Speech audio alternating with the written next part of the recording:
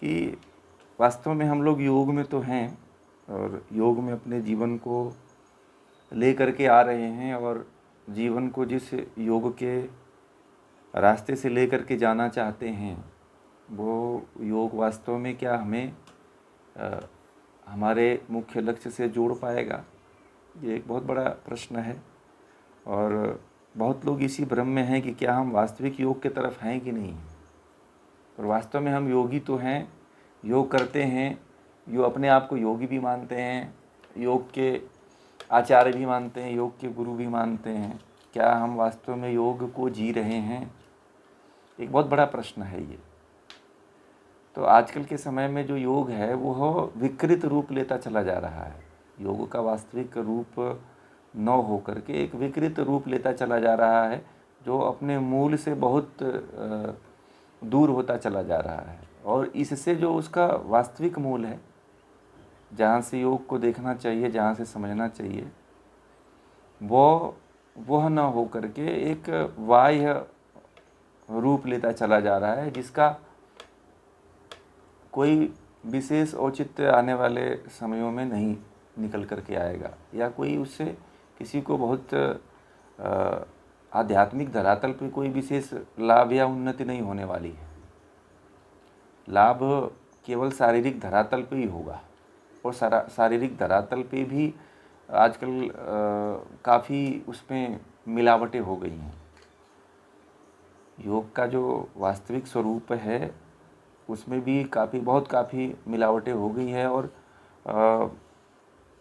जो ऋषियों ने योग का मार्ग बताया है उससे एकदम भिन्न ही जा रहा है, भिन्न ही दिशा में आगे बढ़ रहा है।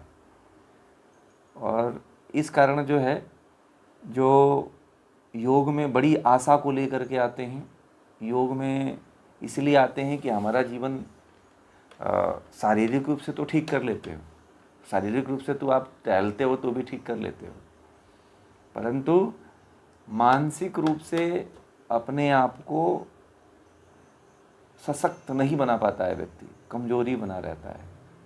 इसलिए मानसिक रूप से, आध्यात्मिक रूप से अपने आप को सशक्त बनाने के लिए, मजबूत बनाने के लिए आध्यात्म की बहुत आवश्यकता होती है, और योग का सही ज्ञान होना बहुत ज़रूरी है। और योग का यथार्थ, सही और प्लस यथार्थ, यानी कि जैसा ज्ञान है सेम वैसा ही, तथाकथित नहीं। तथाकथित मतलब जो जैसा है वैसा न दिखना, यही तथाकथित है। तथाकथित न होकर के यथार्थ होना जरूरी है। तो हम उस मार्ग को जान करके उस पे आगे बढ़ सकते हैं। नहीं तो हमारा ट्रैक ही यदि गलत है तो हम कितना भी आगे लंबी यात्रा करते रहें, उस यात्रा का कोई सारांश नहीं निकल पाएगा, कोई औचित्य नहीं निकल करके बाहर आएगा कि हम जा किधर रहे हैं। और यही हो रहा है। पश्चिम के जो लोग हैं वो आध्यात्म के लिए पूरा अपनी, एक हमारे भारत विश्व गुरु बनने जा रहा है और एक बहुत आशा है, परंतु भारत क्या यही खेल और व्यायाम को ही तक ही सीमित रह जाएगा? भारत जो है, भारत की जो आत्मा है वह आध्यात्म है। भारत के ऋषि मुनियों की जो आत्मा है वह आध्यात्म है। और जब तक आध्यात्म व्यक्ति के भीतर नहीं जगेगा, भारतीय लोगों के भीतर केवल एज ए व्यायाम और तरह तरह के जो योग हैं आजकल जो सामान्य रूप से देखने को आ रहे हैं, तो व्यक्ति वहीं तक सीमित हो जाएगा। और जो हमारे प्रति बहुत एक आशा लेकर के बैठे हुए हैं, तो वो चीज़ न हमको मिल पाएगा न उनको मिल पाएगा, क्योंकि हम ही वास्तविकता से परिचित नहीं हैं। ठीक है, इसलिए जो योग है, योग का जो सैद्धांतिक एक पक्ष है जीवन में हमारे, उसको जानना बहुत ज़रूरी है।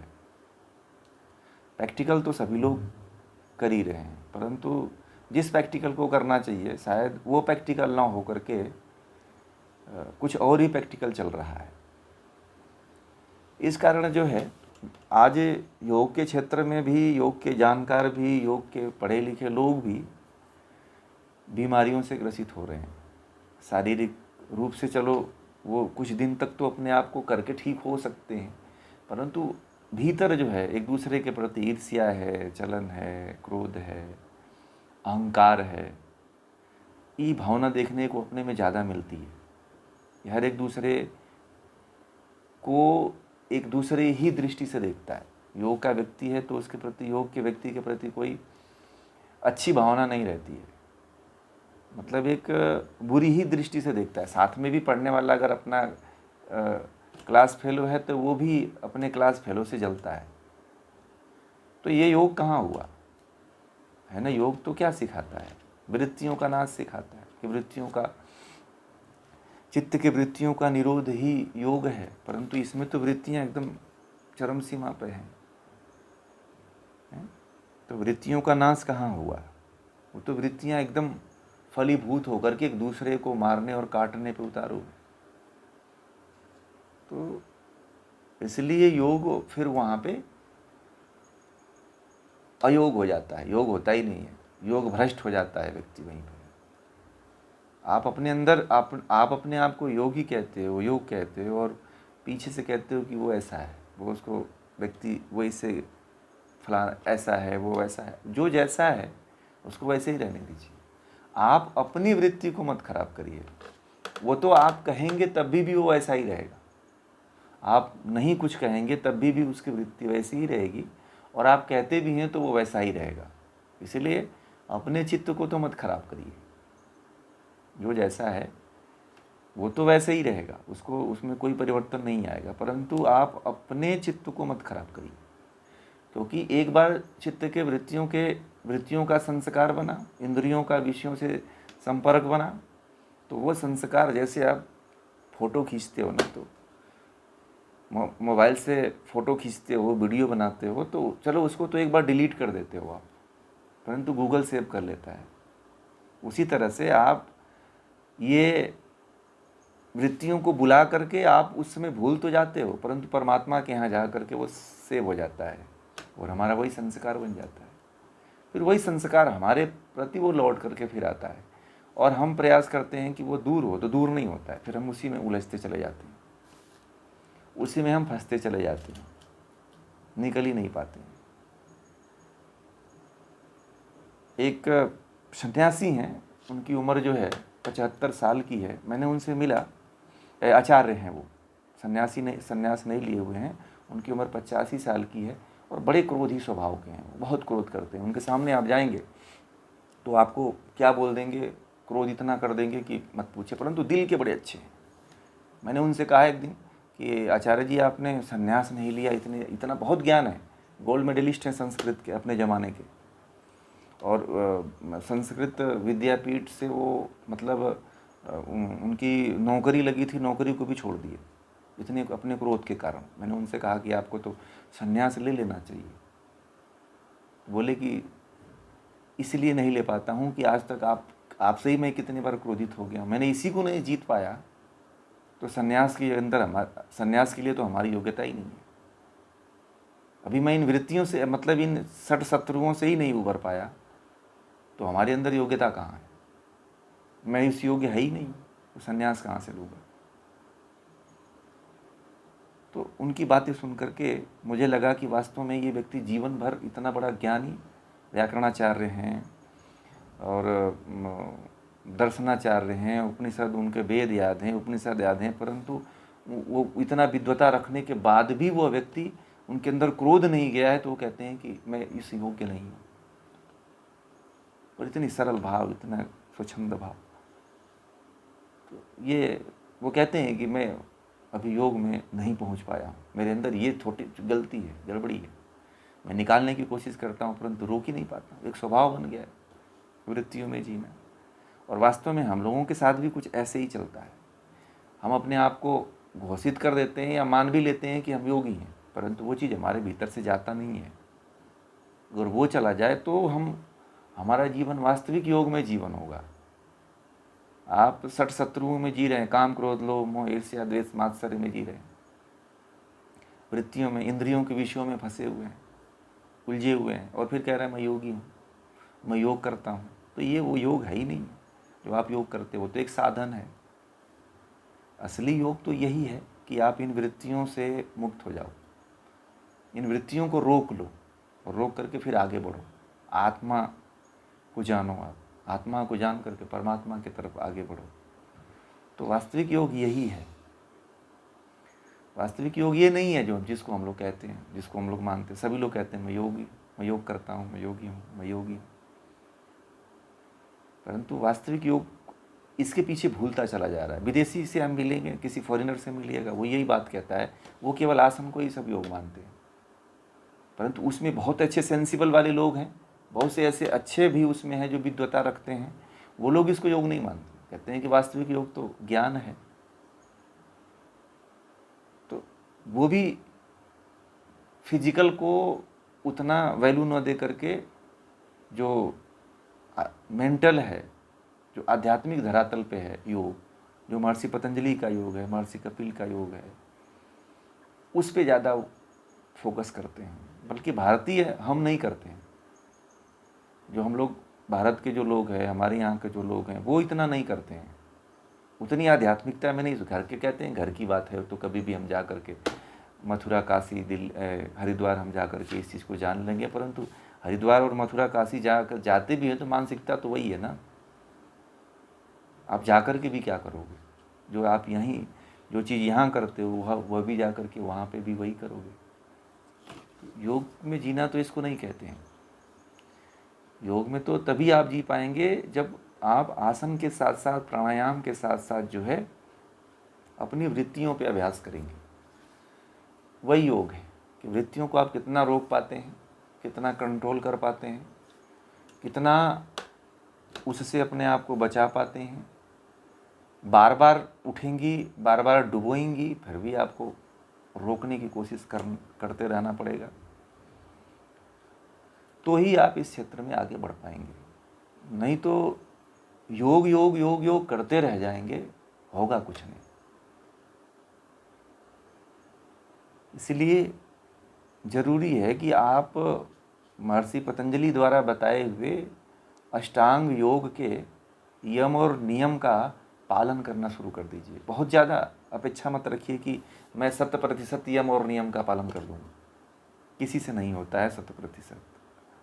मैं इस चीज़ को बार बार कहता हूँ। आप उसमें से 5 या 2% से प्रारंभ करना शुरू कर दीजिए।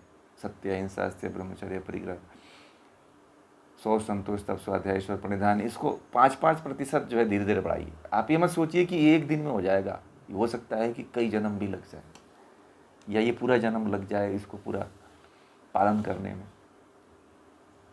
तो इस मार्ग पे यदि चलते हैं तो भगवान श्री कृष्ण कहते हैं कि वास्तव में जब इस मार्ग पे आप चलोगे तो ये योग का मार्ग है। और जो व्यक्ति योग के मार्ग पे चलते हुए अगर उसकी मृत्यु भी होती है तो वह अच्छे माँ बाप के घर में जन्म लेकर के और जल्दी ही योग को प्राप्त कर लेता है। तो हमें कुछ ऐसा ही प्रयास करते रहना चाहिए कि वास्तविक योग हम ये ना, हमारे अंदर ये नहीं होना चाहिए कि आसन पे ही टिक करके रह जाए। ठीक है, आसन पे ही अपने आप को लोगों की बड़ी श्रद्धा है कि हम योगी हैं, लोगों की बड़ी श्रद्धा है कि हम योग करते हैं, परंतु वास्तविक योग नहीं पता है तो वो वहीं पे टिके रह जाते हैं कि मैं तो, किसी से पूछो तो बोलते हैं 1 घंटा डेली योग करते हैं। जीवन वास्तविक जीवन में और वास्तविक धरातल पे वो है ही नहीं है। अगर देखा जाए तो जीवन के वास्तविक धरातल पे 5% भी नहीं है। तो हमें अपने जीवन में 2 से 3% से प्रारंभ करके 5% से प्रारंभ करके हमें आगे बढ़ाना है। ऐसे 20%, 30%, 40%, जितना हो सकता है आप उतना तो करने का प्रयास करिए। जब इतना इसका आप पालन करेंगे तो समझिए कि आप योग में एंट्री किए हैं। अभी योग वास्तविक एंट्री आपकी तब होगी योग में,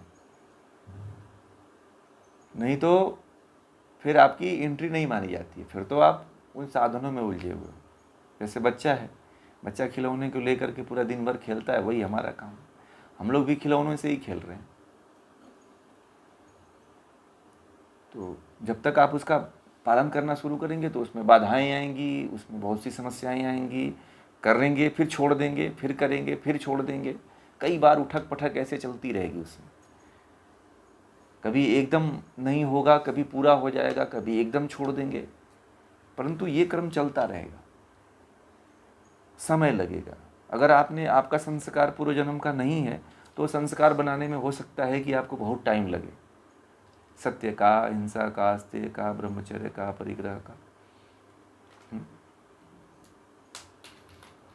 फिर आसन, प्राणायाम, प्रत्याहार, धारणा, ध्यान, समाधि। फिर इसमें जब जाएंगे तो एक एक स्टेप पे अभी बहुत 8 अंगों की यात्रा करनी है, तो इसमें तो भी समय लगेगा ही लगेगा।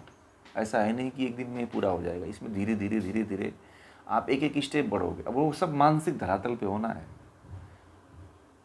वो जो है शारीरिक धरातल पे नहीं घटित होता है योग। हाँ, शरीर के माध्यम से, प्रकृति के माध्यम से ही घटित होगा, परंतु आप ये सोचते हो कि ये शरीर आसन के माध्यम से हम इसको सिद्ध कर लें, तो नहीं, मानसिक धरातल से ही होगा ये। और उसी के माध्यम से आपको आगे बढ़ना पड़ेगा। और मन और बुद्धि ही एक ऐसा साधन है प्रकृति के द्वारा प्रदत्त, जिसके द्वारा आप आत्मा तक पहुंच सकते हो। रास्ता यही है। चाहे आज शुरू कर लो, चाहे कल शुरू करना तो पड़ेगा आपको यहीं से। चाहे आप इस जन्म में शुरू कर लो, चाहे 1000 जन्म में आओ, तो फिर यही शुरू करना पड़ेगा। क्योंकि वेदों द्वारा प्रदत्त, योग के ऋषियों आचार्यों द्वारा प्रदत्त ज्ञान यही है। आप भले से दूसरे मार्ग से जुड़े हुए होंगे, परंतु आपको ईश्वर को प्राप्त करना है, परमात्मा का साक्षात्कार करना है, तो मार्ग तो यही है। हाँ, भगवान को प्राप्त करना चाहते हो तो भक्ति करते रहो, भगवान तो मिल जाएंगे आपको। सुख समृद्धि भगवान की भक्ति करेंगे तो मिलेगी। धन दौलत मिल जाएगा, गाड़ी बंगले मिल जाएंगे, परंतु ईश्वर नहीं मिलेगा। ये बड़ा महत्वपूर्ण विषय है, इसको ध्यान देने की आवश्यकता है। तो इसलिए जो है हर व्यक्ति को ये अपने जीवन में ये ध्यान रखने की आवश्यकता है कि हमारे जीवन में कितने प्रतिशत योग का पालन हो रहा है, तो वास्तविक योग को हम जी पाएंगे। नहीं होगा। जी जी, बोलिए।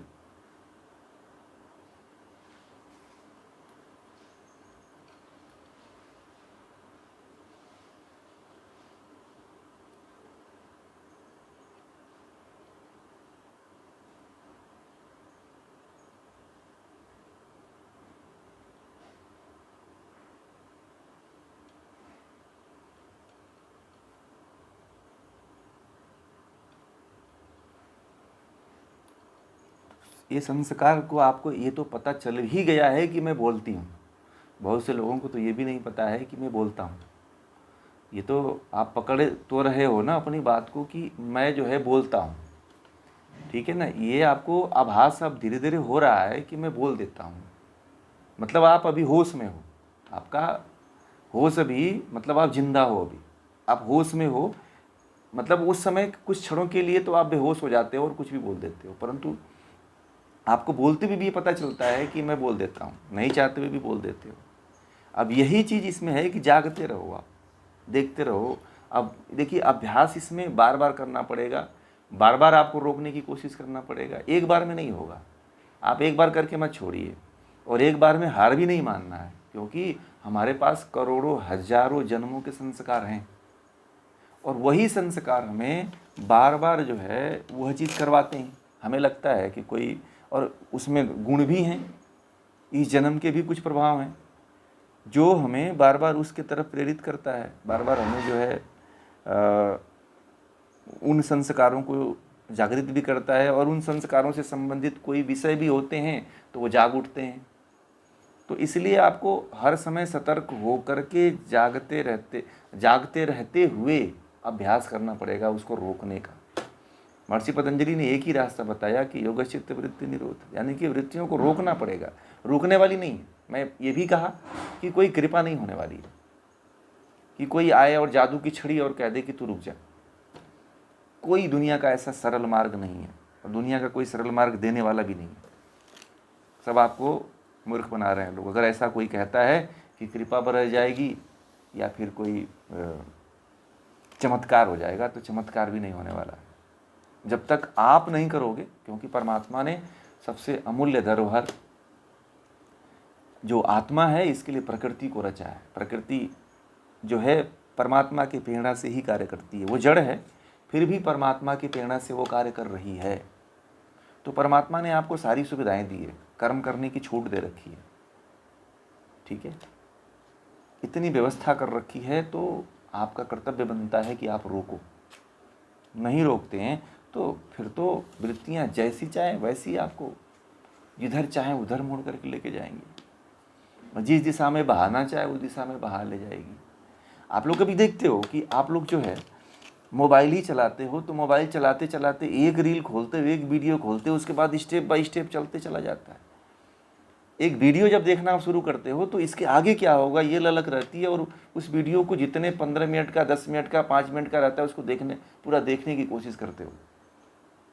क्या है ये? वह वृत्ति का प्रभाव है और हमारे जन्मों के संस्कार हैं, ठीक है।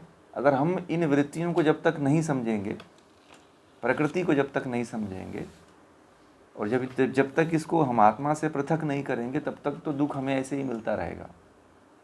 बार बार दुख मिलेगा, बार बार कष्ट मिलेगा, बार बार पीड़ाएं होंगी, बार बार जन्म लेना पड़ेगा।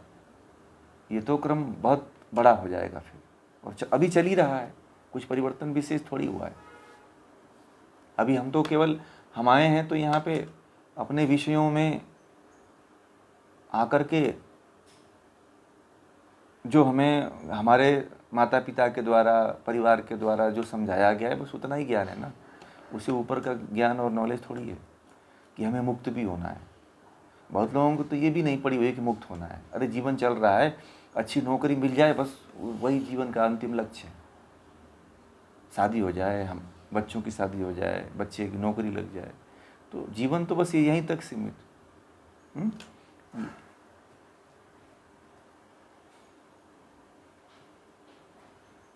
हाँ,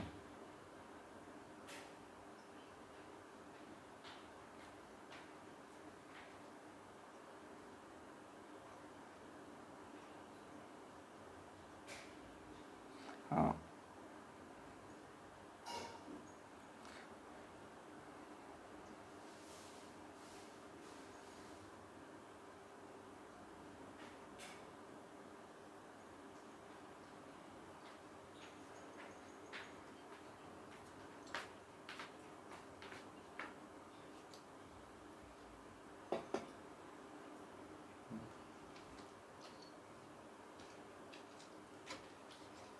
वो आप एक समय ऐसा आएगा कि आप अकेले हो जाओगे, क्योंकि हर व्यक्ति जो है अपने अनुकूल वाले व्यक्ति से ही बात करता है। आप उसके अनुकूल बात नहीं कर रहे हो तो आपसे बात नहीं करेगा। आप उसके अनुकूल बात नहीं कह रहे हो तो आपकी सुनेगा भी नहीं। हर व्यक्ति, आध्यात्म भी व्यक्ति अपने अनुकूल चाह रहा है, और आध्यात्म अनुकूल किसी को हो ही नहीं सकता। ये तो सनातन है, अनादिकाल से चला आ रहा है। ये तो ऋषियों की परंपरा है, ऋषियों का ज्ञान है, आज का थोड़ी है, ठीक है। इसको आप बदलना चाहते हो अपने माध्यम से, अपनी तरह बदलना चाहते हो, तो ये थोड़ी बदलने वाला है। ईश्वर अनादि है, अनंत है? जब उसके अंदर कोई परिवर्तन हो ही नहीं सकता है। प्रकृति परिवर्तनशील है, परमात्मा तो सदा से वही है, अपरिवर्तनशील है। तो आप चाहते हो कि परमात्मा अपने नियम को नहीं बदलता है, आप चाहते हो कि मैं बदल दूं, तो यहीं पे विरोध होकर के फिर आप नष्ट हो जाते हो।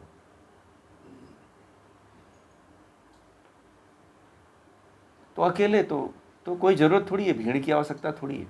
अब तो भीड़ तो नेताओं को चाहिए।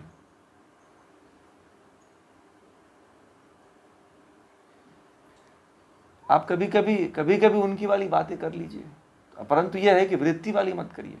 हाँ, जहाँ पे आपको लगता है कि आपकी वृत्ति को नुकसान हो तो आप वहाँ पे ऐसी बातें मत करिए। आप ये कर सकते हैं कि आप अपने प्रभाव को रख सकते हैं। अगर आपको ज्ञान है, वहाँ पे बहुत जो लोग हैं उनको ज्ञान नहीं है, आप ज्ञान की बातें तो बता ही सकते हैं।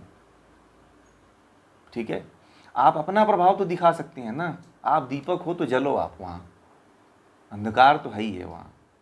ठीक है, समझ रहे हैं? आप दीपक हो तो वहाँ प्रकाश जलाओ अपना।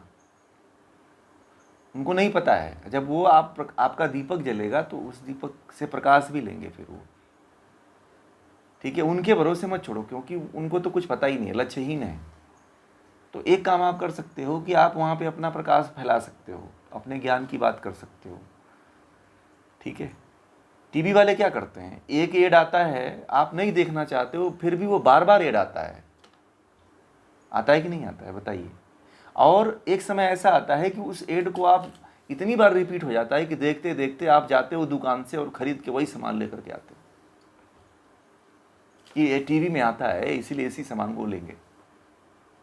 वो सब कैसे हमारे ऊपर प्रभाव डाल रहे हैं? मोबाइल में आ रहा है, मोबाइल में कोई वीडियो खोलो, यूट्यूब पे खोलो, फेसबुक पे खोलो, तो वो वीडियो बार बार रिपीट हो रही है। मतलब आपको बार बार आपके सामने जब लाया जाएगा तो आप बार बार उस चीज़ को देखोगे। इसीलिए आप भी ऐसे ही करिए जैसे वो करते हैं, आप भी ऐसे ही करिए। बार बार आप जब ज्ञान और अध्यात्म की बात करेंगे तो लोग सुनेंगे क्यों नहीं। ये तो भारत के जीन में है। ठीक है, भारत के हर व्यक्ति के जीन में है। और व्यक्ति देर सवेर आएगा परंतु जरूर आएगा। वो जीन में नहीं है परंतु ये तो जीन में है। ठीक है, भारत के हर व्यक्ति के ये जीन में, क्योंकि सारे भारत के लोग ऋषियों के संतान हैं और ऋषियों का ही ज्ञान है। और देर सवेर व्यक्ति लौट करके आता ही आता है। भले से हम इतनी गुलामियों का जो सामना किए हैं, इस कारण हमारे देश में अध्यात्म खत्म हो गया।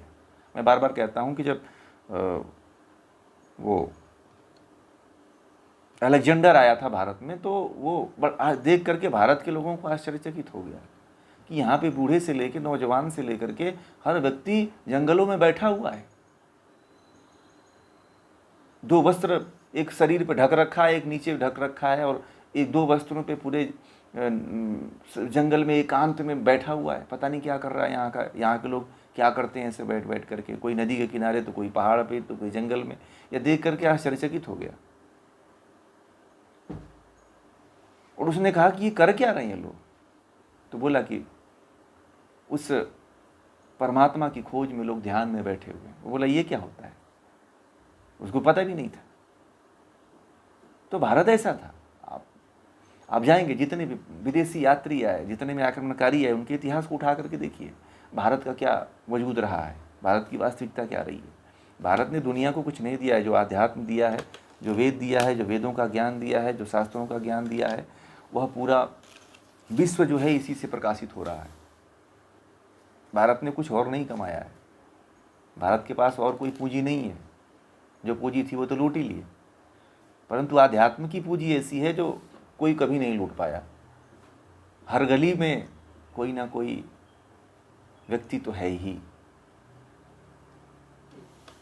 ठीक है, जो इस अध्यात्म की अलख को जगाते रहता है, और आप लोगों के माध्यम से भी ये जलेगी।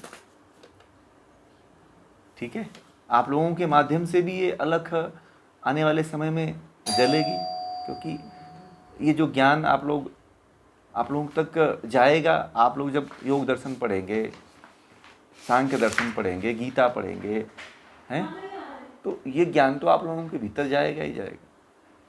100 में से एक व्यक्ति, अगर 100 में से अगर मान लीजिए 50 व्यक्ति भी जानता है, समझा है, सुना है, तो वो ऐसे अपने साथ साथ वो 50 लोगों को और जोड़ेगा, है कि नहीं।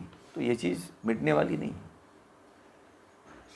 और जहाँ तक कोशिश करना है हमें कि हमें अपने ऊपर ज़्यादा फोकस करना है कि हम कितना, जैसे कि आप संघर्ष कर रहे हो, आपको पता है कि मेरे अंदर, हम चाहते हैं कि ये चीज़ ना हो परंतु हो जा रही है, तो आप उसको जान रहे हो कि ये चीज़ हमारे भीतर आ रहा है। तो आने वाले समय में ऐसे ही जब अभ्यास आपका जारी रहेगा तो एक दिन ऐसा समय आएगा कि आप रोक भी लोगे इसको। मतलब आप एक तरह से जो कहा जाता है ना साक्षी भाव, मतलब आप साक्षी बन रहे हो कि आपके भीतर वृत्ति आ रही है, इसी को साक्षी भाव या साक्षी ध्यान भी कहते हैं इसको। और कुछ नहीं है साक्षी ध्यान। साक्षी ध्यान यही है कि आप अपने हर एक्टिविटी को देख रहे हो कि हमारे भीतर ये हो रही है, यही साक्षी भाव है। अब बहुत से लोगों को तो ये पता ही नहीं है कि हमारे भीतर क्या हो रहा है। सुबह से लेकर शाम तक जो है आदत की तरह कोई कार्य को करते हैं, मतलब केवल हैबिट के कारण कार्य करते हैं। सुबह उठना है, नहाना है, पूजा करना है, घंटी बजाना है, बस यही करते हैं। वो आदत है, आदत के अकॉर्डिंग चल रहे हैं, न कि जागरूकता पूर्वक चल रहे हैं, साक्षी रूप में उसको देख करके जी चल रहे हैं। वो हम जो भी कार्य करते हैं देखिएगा, हमें नहीं पता होता है हम एक कार्य कर लिए। आप लोगों से पूछा जाए कि आपने सुबह सुबह क्या किया, तो आप केवल जो आपकी डेली की आदत है उसी को बता लेंगे आप, परंतु बहुत से ऐसे उसमें कार्य होंगे जो आपने कर दिया होगा उसको नहीं बता पाएंगे, क्योंकि आप वहाँ पे सो रहे थे, जागे नहीं थे। साक्षी भाव आपका वहाँ पे आप नहीं देख रहे थे, दृष्टा भाव वहाँ पे आपका नहीं था। जब दृष्टा भाव जागृत हो जाता है तो वही व्यक्ति दार्शनिक हो जाता है। दृश्यते अनेनेति दर्शनम, जिसके द्वारा देखा जाता है वही दर्शन है।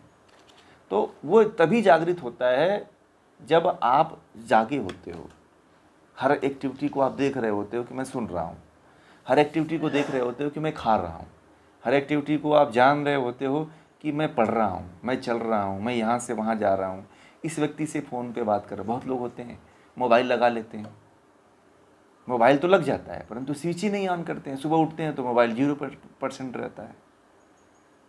होता है कि नहीं होता है ऐसा? तो भूल जाते हैं, मोबाइल की आदत पड़ी हुई है कि बस स्विच में लगा दो तो मोबाइल चार्ज हो जाता है, उसके पिन में लगा दो तो चार्ज हो जाता है, परंतु स्विच तो ऑन ही नहीं किए, चार्ज कहाँ से होगा? यही क्रम पूरे जीवन भर चलता रहता है।